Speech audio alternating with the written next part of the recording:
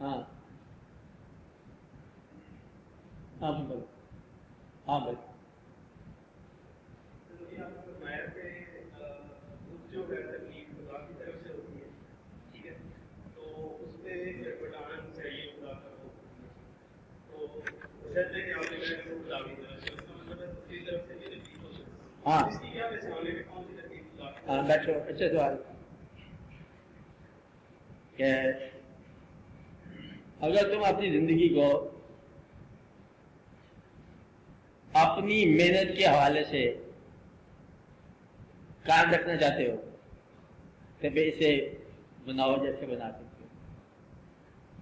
کیا ہے کہ تم اس کے معمار ہو، بناتے جاؤ، خاص تمہارے پاس ایفیکٹ کی ذمہ داری تمہاری، اللہ ما شاء، کہ تم محنت کرتے جاؤ، جو نتیجہ آیا، غم بھی تمہاری ذمہ داری، محنت بھی تمہاری ذمہ داری، صحت بھی تمہاری ذمہ داری ہے، دھیان کرنا صحت کی موجودگی میں مرنا نہ، زیادہ زیادہ یہی ہوتا ہے نا۔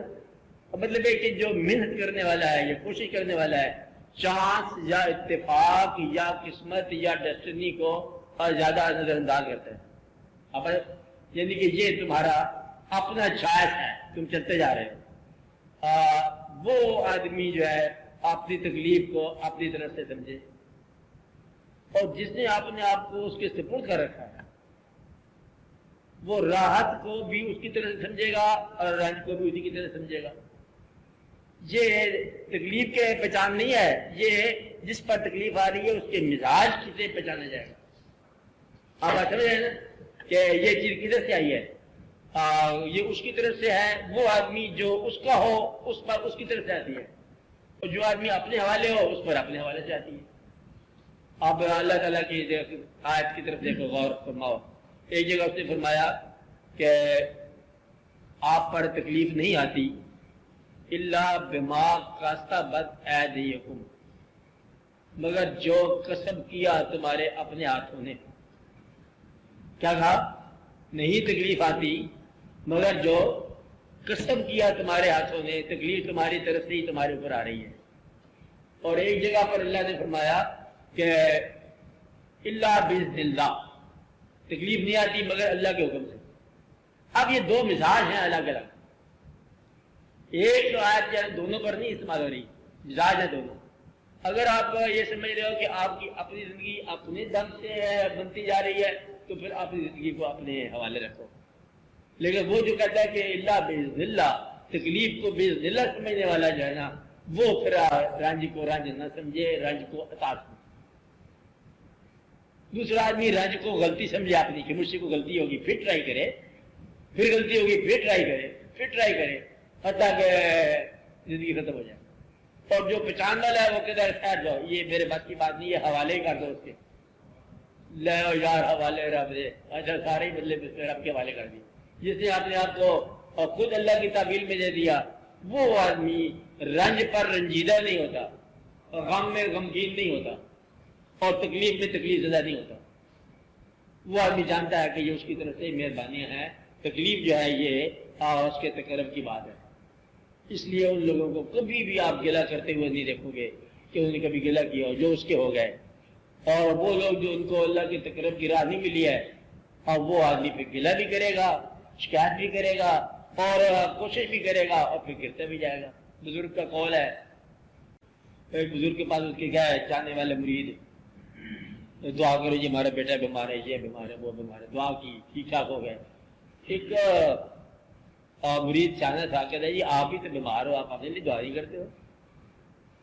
ان کا ہاں دعا تو میں نے کی تھی۔ پھر مجھے جواب ملا کہ پہلے یہ فیصلہ کر لو کہ یہ وجود تمہارا ہے کہ ہمارا ہے، اس کو تم نے نگرانی کرنی کہ ہم نے نگرانی کرنی، یہ فیصلہ پکا ہی کر لو۔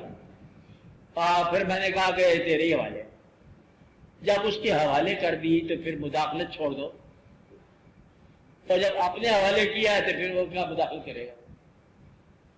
اس لیے یہ بات بنیادی ایٹیٹیوڈ کی ہے کہ آپ کس نظریے سے چل رہے ہو، کسی حوالے سے سفر کرو۔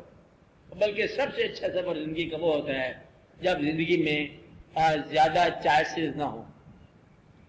اللہ تعالیٰ سے یہی دعا کرنی چاہیے کہ مجھے دو راستے کا مسافر نہ بنائے، کیونکہ پتہ ہے راستے بڑے ہیں، زندگی میں بے شمار چانسز ہیں. شادی سے پہلے آپ کسی سے بھی شادی کر سکتے ہو، لیکن شادی کے بعد تو ایک ہی شادی ہے جس سے ہو گئی ہے. آپ امکانات وسیع ہیں زندگی میں، لیکن چوائس ایک ہے. آپ آج سمجھ رہے نا کہ 10 چیزیں پڑی ہوئی ہیں، اب 10 میں سے جو مرضی آپ چن لو. اب جب آپ چننے لگو گے یہ تقدیر داخل ہو گئی ہے. 9 کو چھوڑنا، 1 کو چننا، یہاں سے آپ تقدیر کے اندر محتاط ہو گئے. جب تک نہیں چنا تھا تقدیر آپ کے ہاتھ میں تھی، اور جب آپ نے چن لیا تو اب آپ تقدیر کے اندر داخل ہو گئے. اب آپ اسی ایک چوائس کے مسافر ہو گئے، باقی سفر ترک کر دیا. 10 راستے پہاڑ پر ہوتے ہیں جانے کے لیے، ہم جانتے ہیں ادھر سے بھی جاؤ، ادھر سے بھی جاؤ، ادھر سے بھی جاؤ، لیکن سفر کرنے کے لیے صرف ایک راستہ ہے. آپ کے گھر تک 10 سڑکیں جائیں گی، لیکن جب آپ سفر کرو گے ایک سڑک پر، 10 سڑکوں پر نہیں چل سکتے آپ مجھے بولتے، ایک سڑک پر ہی چلو گے نا. تو وہ ایک سڑک جانا یہ زندگی کی چوائس ہے. تو چوائس جو ہے چوائسز کو بند کرتی ہے. آپ انتخاب ہی انتخاب کو روکتا ہے، سلیکشن ہی سلیکشن کو جوڑتی ہے. جب تم نے ایک کا راستہ چن لیا، جس طریقے سے چن لیا، اب راستوں کا جھگڑا نہ کرنا، اب سفر کرو. نہیں آپ بات سمجھ گئے کہ آپ گاڑی میں بیٹھ گئے، آپ گاڑی کو چل بھائی جدھر جانا ہے چلے. اب یہ نہ بس کرنا گاڑی اچھی ہے، بس اچھی ہے، کون اچھی، جہاز اچھا ہے، ہوائی جہاز اچھا ہے، کون کیا ہے، جھگڑا ہی کرتے جاؤ. اب سفر کا آغاز کر دو کہ چل ہی پڑو جس طرح چلنا ہے. یہ نہ ہو کہ صرف بحث ہی کرتے جاؤ، کون سا راستہ بہتر ہے، یہ راستہ بہتر ہے، وہ راستہ. میرا خیال ہے وہ بھی راستہ بہت بہتر ہے، وہ تیرا راستہ غلط ہے. کہاں بیٹھے ہوئے؟ گھر میں بیٹھے ہوئے راستے کا جھگڑا کر رہے ہیں. راستہ سفر کرنے کے لیے ہوتا ہے، جھگڑے کے لیے نہیں ہوتا. راستے کا جھگڑا جو ہے یہ محروم مسافروں کا کام ہے. جو مسافر معلوم نہیں ہوتے وہ تو چل رہے ہیں، ادھر والا بھی چل رہا ہے، ادھر والا بھی چل رہا ہے، اور جو نہیں چل رہا ہے جھگڑ رہے ہیں آپس میں. چلنے والا ہے تو چلتا جا رہا ہے، بیچارے کو سیدھا پتا کہ جدھر جا رہا ہوں، کہتا ہے دیکھا جائے گا کہ آخر جا کے مطلب کس مقام پر ہم جا رہے ہیں. ابھی میں سفر میں ہوں. اسی کو کہ ذرا ٹھہر جا، کہتا ٹھہرنے کا ٹائم نہیں، میں سفر میں ہوں. کیونکہ وہ مسافر کو جو ہے نا ٹھہرنا بڑا مشکل ہوتا ہے. چل رہا ہے مسافر کو تھوڑا سا جھگڑا کر رہے ہیں میرے ساتھ، کہتے ہیں ٹائم کا نہیں، میں سفر جانا ہے، دور جانا ہے. دور جانے والے جو ہے وہ جھگڑا نہیں کرتے، اور سفر سے معروم ہونے والے کا کام یہ جھگڑا، اور تو کام تو نہیں. کیونکہ معروم ہونے کا انتہائی طریقہ، آسان طریقہ ہے، وہ کیا ہے؟ جھگڑا شروع کر دو. آپ کا ایک پیر ہے، وہ جو ایک پیر ہے وہ دوسرے کا تو پیر نہیں ہے، دوسرا بھائی کسی اور کو مرید ہے. اندازہ لگا آپ کون سا پیر اچھا ہے؟ کبھی پیر بھی اچھے ہوئے؟ سارے اچھے ہوتے ہیں. پیر اپنا اپنا ہوتا ہے. اپنا کیا ہوتا ہے؟ مقابلہ نہیں ہوتا. مسجد کون سی اچھی ہے پاکستان میں؟ لاہور میں کون سی اچھی ہے؟ نماز کسی پڑھنی کسی مسجد میں نہیں ہے، اچھی کون سی ہوگی؟ اور اگر آپ نے کچی مسجد میں نماز پڑھنی ہے تو اس سے بہتر کیا مسجد اچھی ہے؟ گھر میں اچھی نماز پڑھنی ہے تو گھر سے بہتر کیا گھر ہو سکتا ہے؟ کیوں جی جو اچھی مسجد کون سی ہے؟ جہاں اچھا آدمی نماز پڑھ لے. یا یوں کو جس طرح دنیاوی طور پر اچھی مسجد وہ کہتے ہیں، سب سے اچھی مسجد کون سی ہے؟ جو سال بھر اپنے نمازیوں کا انتظار کرے، جس میں سال کے بعد اجتماع ہوتا ہے، وہ اچھی مسجد کہلاتی ہے. حالانکہ اچھی مسجد وہ ہے جس میں ہر وقت نماز پڑھی جائے. سال کے بعد مسجد آباد ہونے والی ہوتی ہے نا لاہور میں، اور شاید مسجد کہلاتی ہے، بڑی اچھی مسجد ہوتی ہے. اچھی مسجد جو ہے نمازی کے ساتھ ہے. سب سے اچھی مسجد آپ کی پیشانی کا نام ہے. مسجد کون سی چیز ہے؟ پیشانی. تیری پیشانی میں ہی سنگے درے کعبہ ہے. پیشانی جھکے گی تو کعبہ نظر آئے گا، ورنہ کعبہ اپنی جگہ پر اپنے مقام پر ہے.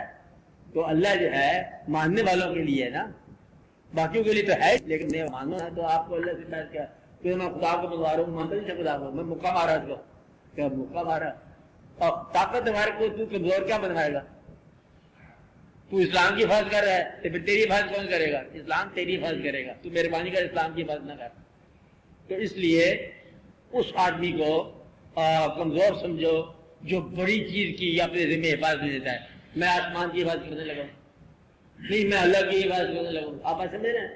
اللہ وہ سب سے اچھی بات تھی کہ ہمارے اونٹ واپس کر دو، کعبہ جانے سے کعبے کا گھر جانے والے جانے. ہمیں اس سے کوئی غرض نہیں ہے، کعبہ کا خود ہی سنبھال لے گا، اونٹ ہمارے واپس کر. دوسرا سی بات ہے اس کا ہم مالک ہے، جو اس کا کعبے کا مالک ہے وہ کر لے گا تیرے انتظام. میرا مطلب بات اتنی ساری ہے. جو اس کا مالک ہے، ایک درویش ہے، اس نے کسی سے پوچھا کہ اسم اعظم درویش سے پوچھ لیا، مل گیا اسم اعظم، جب اس کو مل گیا تو وہ چلتا چلتا مسجد میں دیکھا تو مولوی صاحب جو ہے نا اسے کوئی بد باطن نظر آیا، مسجد میں امامت کرا رہا تھا، مولوی بد باطن تھا اور مسجد اٹھا لی، طاقت موجود تھی۔ ان کے پیر نے پوچھا بھی یہ کیا کیا تم نے؟ کہتے کوئی بڑا زندہ تھا مولوی صاحب، اندر سے بلے والے ہاتھوں کے اچھے نہیں تھے، میں نے اٹھا دیا۔ کہتے دیکھ جس کے نام کو تو اسم اعظم کہہ رہا ہے وہ خود جاننے والا ہے، اس کے حوالے کرے کام، تو اصلاح آپ میں کہے کہ لے رہا ہے؟ جس نے دنیا بنائی ہے ایسے رنگ برنگی تھے، یہ اس کے کام ہے، جیسے وہ بنا رہا ہے اس کو رہنے دے۔ تم 1000 سال سے 1400 سال سے کہہ رہے ہیں یا اللہ کافروں کو غرق کر غرق کیا اس نے، اب تم بھی مان جا، وہ نہیں مانتا تو تجھے نہیں ماننا آج تک، تو غرق غرق کیا کرنا اس نے؟ جو کتابوں کے بنا رہا ہے اس میں جھگڑا کو نہیں، سورج نکل رہا نظر آیا تمہیں، جھگڑا کو نہیں، آسمان پر ستارے روشن ہے، جھگڑا کو نہیں، دریا بہ رہا ہے، جھگڑا کو نہیں، کون کہتا نہیں بہ رہا ہے؟ نکلا سورج تو اندھے بھی مان گئے سورج نکلا ہوا ہے، یہ وہ ہے، وہ یہ ہے، یہ سورج ہے، یہ دن ہے، یہ رات ہے، یہ سورج ہے، کوئی جھگڑا نہیں۔ جھگڑا وہاں ہے جہاں کتاب کا ذکر ہے۔ پڑھ کے آگے کہتا ہے سناؤ تمہارے خیال میں یہ مسجد نبی کا واقعہ کیسے ہے؟ وہ بیچارہ دوسری کتاب پڑھ گیا تھا، میرے خیال میں ایسی بات نہیں ہے، کہتے میرے ایسی بات نہیں ہے، دو لڑ رہے ہیں، دونوں موقع کی گواہ نہیں ہے، دونوں نے کتاب بک گئی، پیسے نہیں ضائع کیے انہوں نے کہ پیسے خرچ کر کے جھگڑے لے کے واپس آ کے گھر میں تو کتاب بیچنے والا کتاب بیچ کے چلا بھی گیا، اسے پیسے مل گیا، جھگڑا تمہیں مل گیا، وہ واقعہ تاریخ کا اپنا حصہ جو بھی حصہ ہے۔ اس لیے یہ خیال کرو کہ مسافروں کو سفر کی ضرورت ہے، آپ کو منزل ملنی چاہیے، اور دوسرے کو سمجھانے کا وقت اس وقت ہوتا ہے جب دوسرے کو تم اپنے سے بہتر سمجھو۔ جس آدمی کو تم اپنا مال نہیں دے سکتے اس کی تم اصلاح کیا کرو گے؟ تم جنت اسے دینا چاہتے ہو اپنی، لیکن اپنا مال نہیں دیتے تو کیا دینا چاہتے؟ تم جھگڑا کرنا چاہتے، جھگڑا نہیں۔ اس لیے زندگی بڑی محدود سی زندگی، میں پہلے بتایا کہ 60 سال کی زندگی میں 20 سال سو کے گزارتا ہے انسان، ریا کیا جاتا ہے اس میں؟ آپ بتا، کچھ زندگی بک جاتی ہے، مہینے کے بعد تنخواہ لی، وہ بیچارہ مہینے بھر انتظار کرتا ہے، 2 دن میں تنخواہ آ جاتی ہے، وہ پہلے ہی پوری پوری ہوتی ہے، پھر باقی خرچے اخراجات پروگرام دقتیں، کچھ مہنگائیاں، کچھ ادھر، کچھ موسم گرم، کچھ سماجی حالات سے پریشانی، جھگڑا اوپر سے اپنی عقیدت پر اعتقاد رکھنے والا مطمئن نہیں ہے، دقت یہ بڑی۔ اور اس لیے آپ کو ایک ہی نصیحت کر رہا ہوں کہ تم جس عقیدے پر اعتقاد رکھ رہے ہو اس میں لطف لو۔ تو یہ دین جو ہے یہ بحث کرنے والی شاید نہیں ہے، یہ کرنے والا کام ہے۔ تمہارا دین اچھا ہے نا؟ اچھا ہے، میرے ساتھ اچھا سلوک کر رہے، دین اچھا ہے تو تم میرے ساتھ جھگڑا کر رہے ہو، تم اچھے دین والے ہو نا تو میرے ساتھ اچھا سلوک کرو، تو تم میرے ساتھ جھگڑا کر رہے ہو، اور جب جھگڑا کر رہے ہو تو پھر تمہارا دین اچھا کیسے ہو گیا؟ جھگڑا نہ کر، کیونکہ میں بھی دین جو ہے نا یہاں سے اٹھایا ہے کہ یہ چیز میں بازار سے لایا اور تو دوسرے بازار سے لایا، فرق تو بنانے والے کا ہے، جس نے وہ چیز بھیجی، اس نے وہ کتاب لکھی، اس نے وہ کتاب لکھی، سنی سنائی بات کو جھگڑا نہیں کرو۔ آپ بات میرا بتا، دیکھی ہوئی بات بتا، تو نے کیا دیکھا؟ مشاہدہ بتا، تو نے دیکھا، میں نے دیکھا، اب پھر آپ دونوں مل کے دیکھتے ہیں تاکہ تمہیں بھی اشکال دور ہو جائے، ہمیں بھی اشکال دور ہو جائے۔ کہ تم لاہور کے بارے میں بحث کر رہے، لاہور ایسا شہر ہے ویسا شہر ہے، دوسرا کہتا ہے ویسا شہر ہے ویسا شہر ہے، چلو دونوں دیکھ کے آئے ہیں، ایک نے اور سے دیکھ لیا ٹھیک، او اندھے آدمی، دوسرے نے اور سے دیکھ لیا، اب دونوں مل کے دیکھو، پہلے آپ میں دوستی کرو، جھگڑا کم کرو، آپ مل کے دیکھتے ہیں، سیر کرتے ہیں لاہور کی، تو آپ پھر کوئی جھگڑا نہیں ہوگا، دونوں مل کے ہی چل رہے ہو، تو جھگڑا وہاں ختم ہو جاتا ہے جہاں محبت شروع ہو جائے۔ محبت تب شروع ہو سکتی ہے کہ آپ کو اپنے دین سے محبت ہے، دوسرے کو اس کے اپنے دین سے محبت کرنے دیں، اس کا حق ہے، اسے کرنے دیں۔